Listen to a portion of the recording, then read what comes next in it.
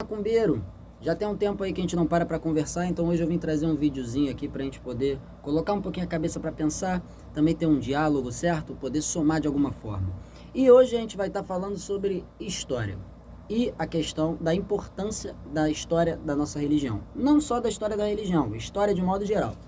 Eu acredito que assim, a gente só tem um futuro bom, a gente só vai ter um futuro bom se a gente olhar lá pra trás, pro passado, pra história, e pegar todo o conhecimento, pegar toda a sabedoria, no caso, toda a maturidade que nós tivemos e fazer com que a gente tenha um futuro bom. Então, eu acho que a única forma que a gente tem para seguir em frente sempre é dando uma olhadinha lá atrás e vendo o que já aconteceu. Isso nos dá maturidade e sabedoria. Então, o vídeo vai ser mais ou menos nesse sentido. Agora, por que eu tô fazendo, por que eu vou fazer esse vídeo e vou estar conversando sobre esse assunto com vocês?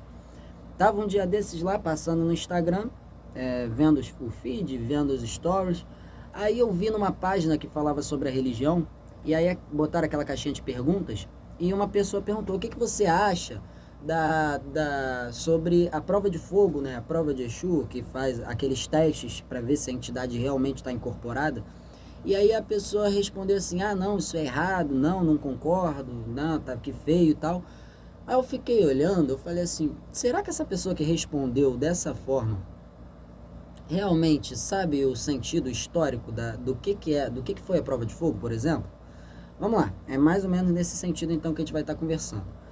Gente, seguinte, não é porque a minha casa ou a casa do vizinho não faz mais algo que eu vou chegar e vou falar que aquilo ali está errado, ou que aquilo ali não é mais válido e etc.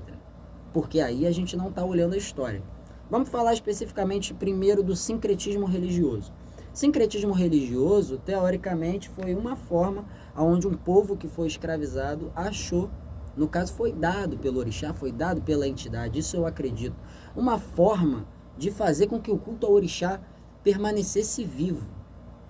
Foi uma forma onde uma pessoa que no caso foi que não podia cultuar o seu sagrado, achou de cultuar o seu sagrado. E hoje a gente tem a nossa religião por conta do sincretismo, que os mais antigos fizeram. No caso, aquele povo conseguiu achar um jeito de fazer com que a nossa religião se perpetuasse. Olha o peso que tem a questão do sincretismo religioso.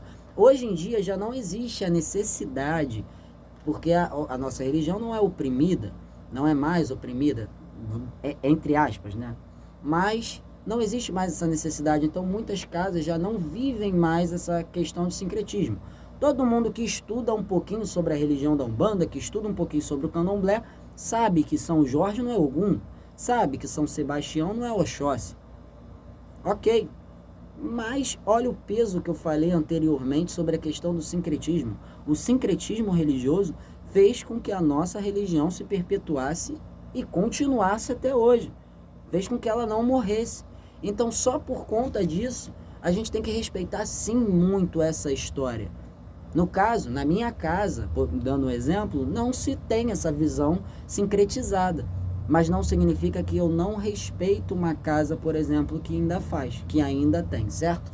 Então, gente, vamos pegar e vamos dar uma olhada na questão histórica dentro disso e o peso que isso tem pra gente. A gente não pode simplesmente esquecer de algo que passou e viver aqui, ó. Não, o que tá lá que passou nos ensina como viver lá na frente.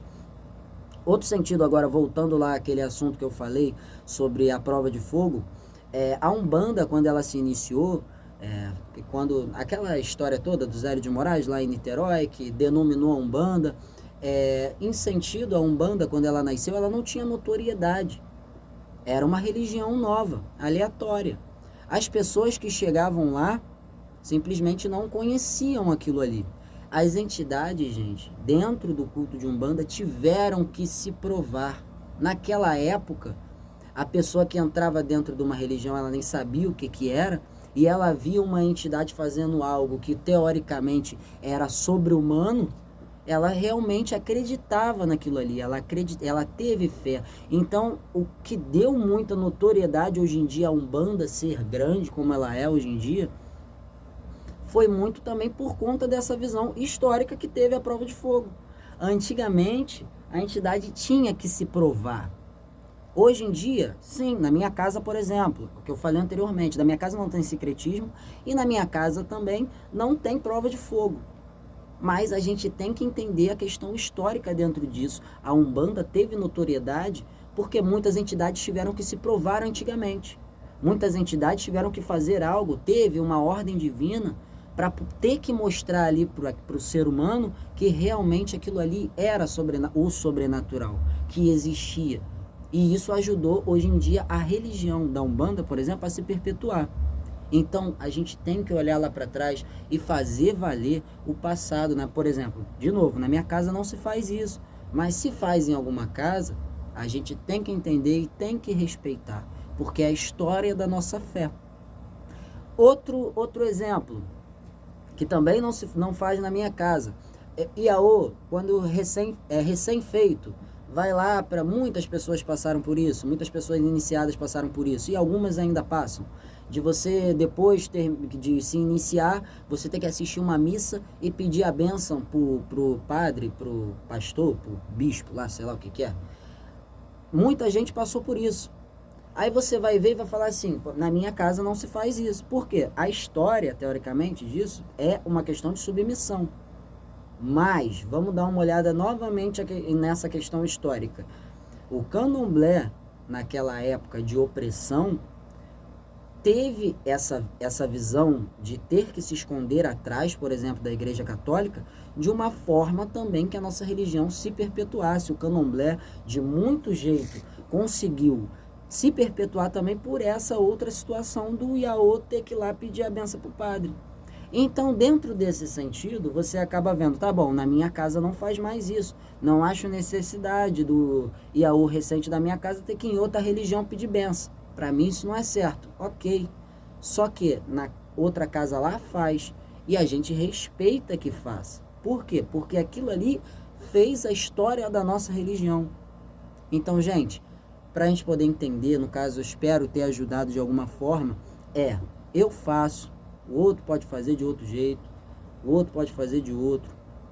Em questão, a gente tem que entender a história da nossa fé, fazer da forma como o sagrado nos ordena, como o mais velho nos ensinou, mas a gente tem que entender a história da nossa religião. Você só conhece o seu futuro se você olha para o seu passado, sempre dessa forma. Porque se você não olhar para o passado e só pensar no futuro, o passado vai acabar se repetindo.